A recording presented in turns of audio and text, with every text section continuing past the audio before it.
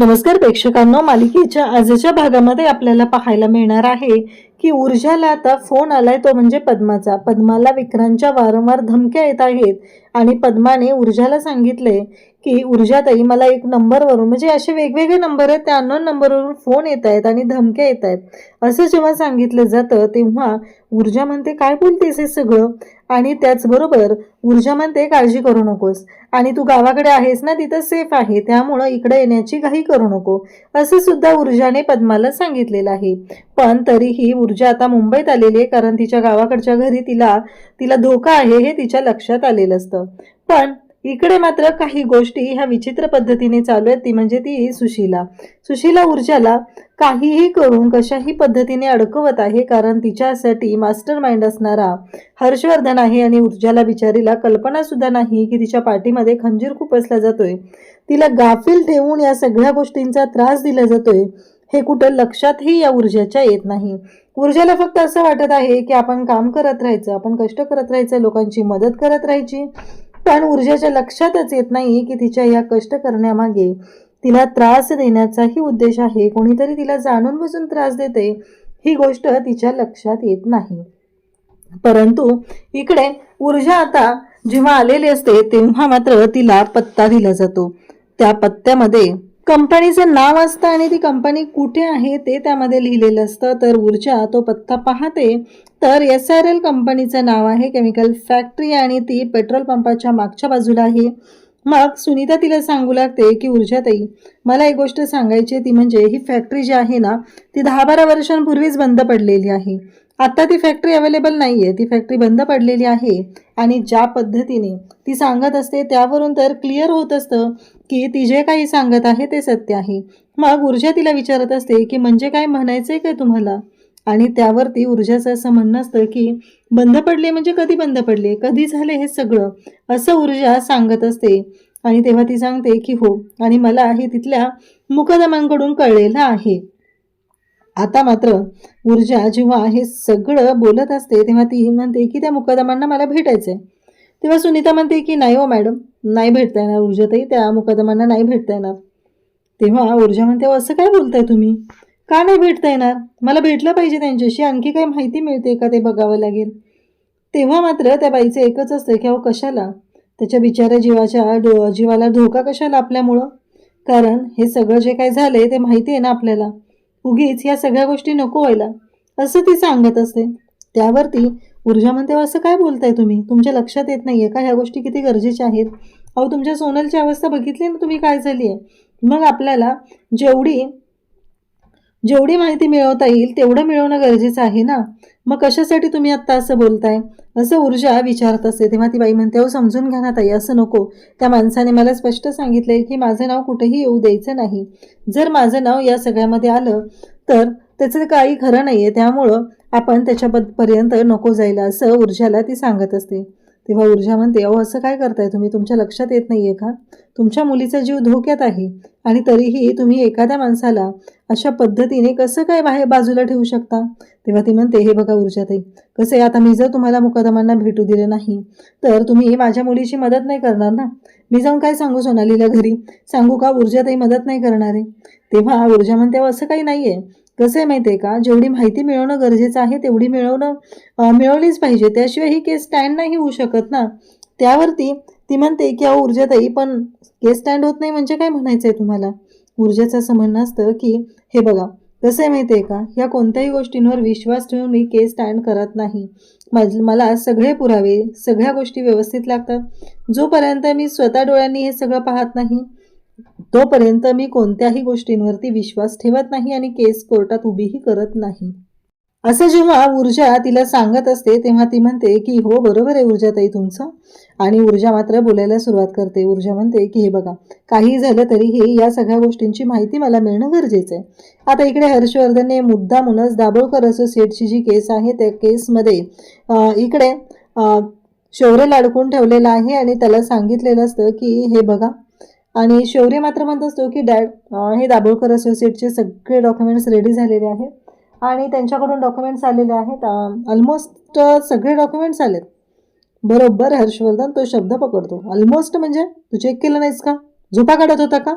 का बायकोच्या मागे मागे करत होता म्हणून एवढा वेळ झालाय तुला? असं म्हणत त्याने जो काय तोंडाचा पारा सुरू केलेला असतो त्यामुळं इकडे धक्का तर बसलेला असतो की आता पुढे काय, हा मोठा प्रश्न उभा राहिलेला असतो. आणि हर्षवर्धन मात्र मजा घेत असतो. हर्षवर्धनला फक्त एवढंच माहितीये की काही झालं तरीही या सगळ्या गोष्टी ज्या आहेत ना त्या मस्त मजेत करायच्या आहेत. आता तेवढ्यातच ऊर्जाचा शौर्यला फोन येतो. ऊर्जाचा फोन आला की शौर्य बाहेर जाणार, तेवढ्यातच हर्षवर्धनला सुद्धा एक कॉल येतो, तो म्हणजेच त्या सुनीताचा. सुनीता म्हणत असते की झालंय, आता तिचा विश्वास बसलाय आणि ती केस कोर्टात स्टँड करायला तयार झाली. आणि त्याचबरोबर हे सगळं जेव्हा घडत असतं तेव्हा मात्र इकडे शौर्य म्हणत असतो काय झालं ऊर्जा? तेव्हा ऊर्जा म्हणते की हे बघ शौर्य, SRL केमिकल्स या फॅक्टरीचं नाव आहे आणि पत्ताही मिळालेला आहे. तेव्हा ऊर्जाला शौर्य सांगत असतो की मी आल्याशिवाय कुठेही जायचं नाही, आपण दोघांनी एकत्र जायचं आहे, तू एकटीने कुठेही जायचं नाही. तेव्हा मात्र इकडे हर्षवर्धन म्हणत असतो की काही झालं तरी तिथे ती एकटीच जाणार, त्यासाठी मला जे करावं लागणार आहे ते सगळं करायची तयारी माझी आहे, असं सुद्धा सांगितलं जात असतं. इकडे शौर्य मात्र म्हणत असतो की नाही, ऊर्जेच्या मदतीला मी जाणं गरजेचं आहे, मी ऊर्जासोबत जाणार. हर्षवर्धनने डाव असा रचलाय की काही झालं तरीही मी तिथे ऊर्जाला एकटीलाच पाठवणार आहे, असं त्यांचं बोलणं चाललेलं असतं. मग मात्र इकडे शौर्य आणि त्याचबरोबर ऊर्जा यांचंही बोलणं चालू आहे. शौर्य म्हणतो की हे बघ ऊर्जा, काळजी करण्यासारखी गोष्ट आहे, अशा ठिकाणी एकटीने अजिबात जायचं नाहीये, आपण सगळेजण असणार आहोत, मी तुझ्यासोबत असेल. तेव्हा मात्र इकडे हर्षवर्धन त्यानेही प्लॅन केलाय की काही झालं तरीही ऊर्जा तिथे एकटी पाठवायची आणि ऊर्जाला त्यामध्ये अडकवायचं, हा सगळा हर्षवर्धनचा प्लॅन आहे. आणि त्याचबरोबर इकडे ती बाई सुद्धा एवढी मूर्ख आहे की तिला जराही लाज वाटत नाहीये पैशासाठी एखाद्या व्यक्तीला आपण इतकं बदनाम करावं आणि तिच्या बाबतीत एवढं सगळं करावं याचाही विचार तिनं केलेला नाही. तर इकडे आपल्याला पाहायला मिळतं की शौर्य मात्र आता विचार करत असतो. हर्षवर्धनच्या डोक्यातही तेच चालू आहे, हर्षवर्धनच्या डोक्यातही तेच विचार चालू आहेत. आणि शौर्य तिथे येतो आणि म्हणू लागतो की डॅड, इकडे ऊर्जा आता घरी आलेली असते, ऊर्जाला तो ॲड्रेस मिळालेला आहे आणि शौर्य सुद्धा त्याच्या रूममध्ये असतो. ऊर्जाच्या डोक्यात विचार सुरू असतात की हे सगळं काय चाललंय, या सगळ्या गोष्टी अशा पद्धतीने का चालू आहेत, हा विचार ती करत असते. आणि त्याच वेळेस तिच्या फोनवरती पुन्हा फोन येतो, कारण इकडे ऊर्जाने शौर्यला सांगितलेलं असतं की मी रुपेशला फोन करते आणि चौकशी करून घेते त्या फॅक्टरीच्या संदर्भात, मग आपण बाकीच्या गोष्टींच्या बाबतीत बोलूया. तोपर्यंत इकडे ऊर्जाला पद्माचा फोन आलेला असतो. पद्मा म्हणत असते की ऊर्जा ताई, मला कळत नाहीये, माझ्या फोनवर अननोन नंबरवरून फोन येत आहेत आणि वारंवार धमक्या दिल्या जात आहेत, मला कळत नाहीये की हे सगळं काय चाललंय. त्यावरती ऊर्जा म्हणते की हे बघ पद्मा, ते जे कॉल आहेत ते सगळे कॉल रेकॉर्ड करून ठेव, डिलीट करू नको, त्यांचे मेसेजेस कॉल्स काहीही डिलीट करू नको, ते व्यवस्थित ठेव.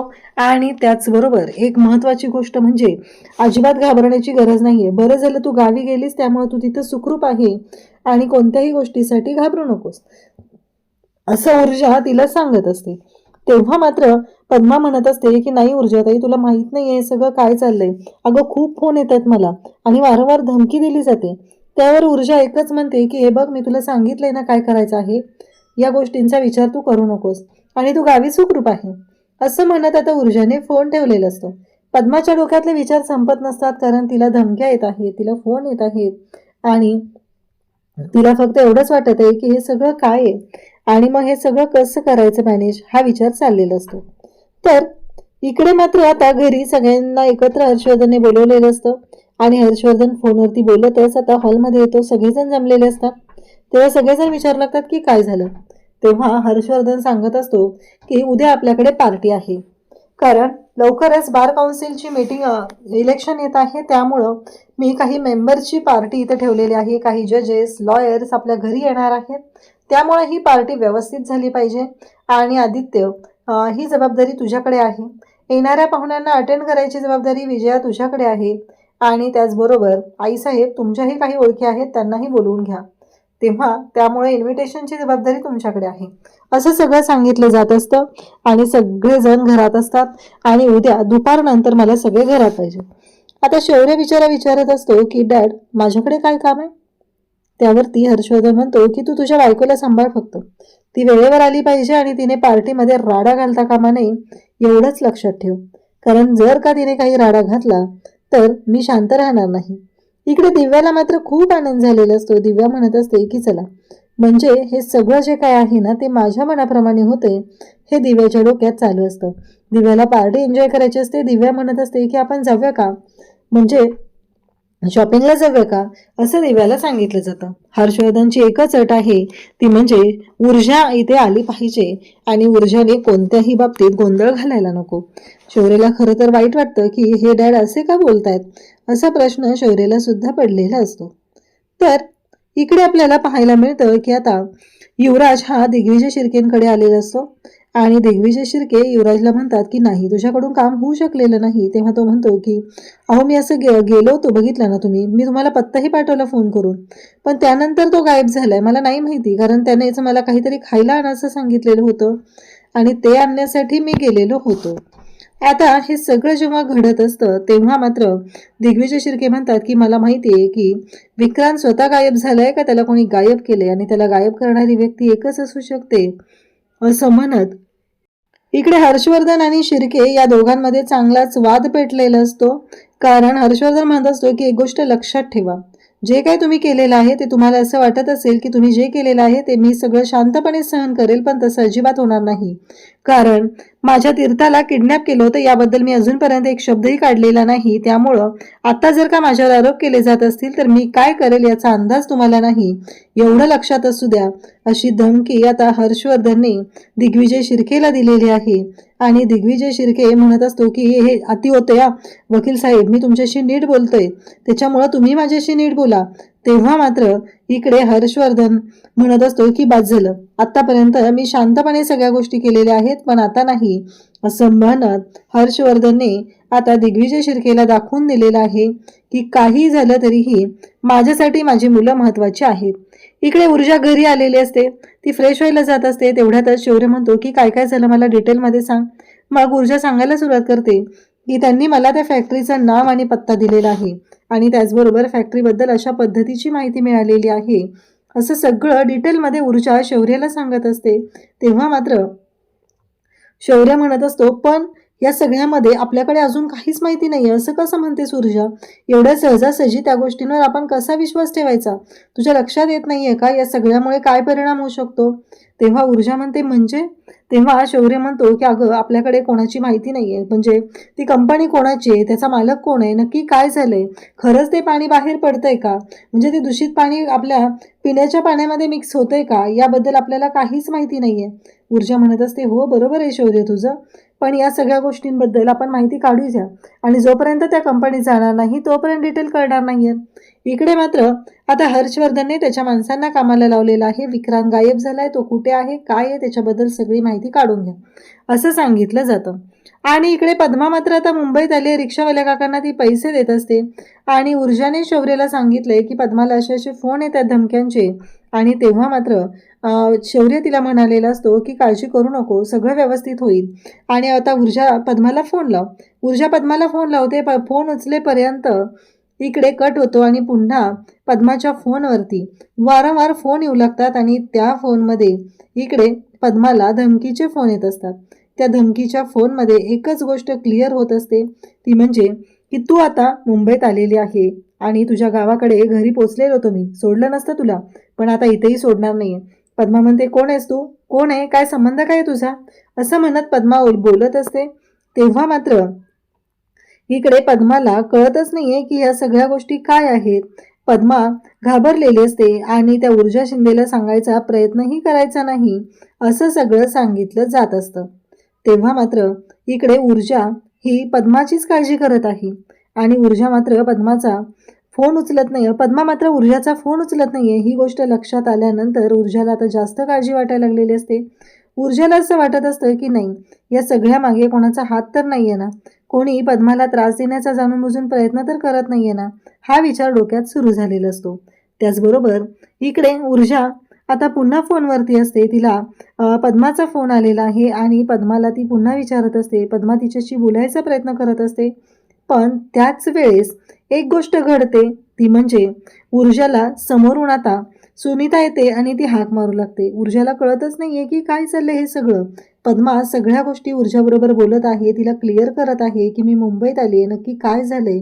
ह्या सगळ्या गोष्टी पद्माला सांगायच्या आहेत. पद्माच्या जीवाला धोका असू शकतो हे ऊर्जाच्या सुद्धा लक्षात आलंय, शौर्यसूच्या सुद्धा लक्षात आलेलं आहे. तेवढ्यात सुनीता तिथे येते आणि महत्त्वाचं बोलायचं असं म्हणते. ऊर्जाचा फोन तसाच राहतो. खरं तर इथे आता ऊर्जाची प्रायोरिटी चुकलेली आहे. ऊर्जाला कळत नाहीये का आपला फोन चालू आहे आणि पद्माचा जीव महत्वाचा आहे, कारण विक्रांत हा पद्माला काहीही करू शकतो. ह्या गोष्टी आता ऊर्जाच्या लक्षात आहेत. तरीही ऊर्जाने त्या सुनीताचा फोन घेण्यासाठी, आता सुनीताशी बोलण्यासाठी तिने ह्या पद्माचं बोलणं सुद्धा अर्धवट सोडलेलं आहे. सुनीताचं असं महत्वाचं काय काम आहे? सुनीताचं महत्वाचं काम काहीच नाहीये, पण सुनीता मुद्दामूनच ऊर्जाला डिस्ट्रॅक्ट करण्याचा प्रयत्न करते. ही गोष्ट मात्र ऊर्जाच्या लक्षात येत नाही. आणि त्याचबरोबर सुनीता आता सांगायला काय सुरुवात करते, तर ऊर्जाताई तुम्ही दिवसा तिथे जाऊ नका, तिथं जे काळे धंदे चालतात ते रात्रीच्या वेळी चालतात, तुम्ही रात्रीच्या वेळी त्या फॅक्टरीत जा, हे सांगायला ते आले. ऊर्जा म्हणते की काळजी करू नका, जो कोणी व्यक्ती आहे त्याच्याबद्दल हे सगळं जे काय आहे ते मी बाहेर काढणारच आहे, त्यामुळं विचार करायची अजिबात गरज नाही असं ऊर्जा सांगत असते. तेव्हा मात्र इकडे सुनीता तोंडातल्या तोंडात बोलत असते आणि ऊर्जाकडे पाहून हसत सुद्धा असते. ऊर्जा मात्र बिचारी वेड्यासारखी त्या सुनीताला मदत करायच्या मागे लागलेली आहे, पण त्या बाईला जराही जाणीव नाहीये की आपण एखाद्या देव माणसाला फसवत आहोत. एकीकडे नाटक असं करते की जणू काही खरंच काहीतरी झाले तिच्या घरी असं वाटलं पाहिजे, आणि ऊर्जा मात्र त्या सगळ्यामध्ये फसत चाललेली आहे. घरी आता इथे हर्षवर्धनने पार्टी ठेवली. शौर्याला सांगितले की तू इथून जायचं नाहीये, म्हणजे शौर्य त्या ऊर्जासोबत जाऊ नये यासाठीच हर्षवर्धनने ही पार्टी अरेंज केलेली असते. एवढ्या सगळ्या गोष्टींना ऊर्जा कशी सामोरी जाणार ही मोठी गोष्ट आहे. ऊर्जाच्या सुद्धा डोक्यात हे सगळं सुरू असतं. ऊर्जा म्हणत असते की घरी तीर्था, घरची जबाबदारी, पद्माच्या बाबतीत आता काळजी आहे आणि सुनीताची केस, या सगळ्या बाबतीत मी काय करू, कशा पद्धतीने हे सगळं सोडवू, हा विचार तिच्या डोक्यात सुरू झालेला आहे. अशाच अपडेटसाठी चॅनलशी कनेक्ट राहा. थँक्यू.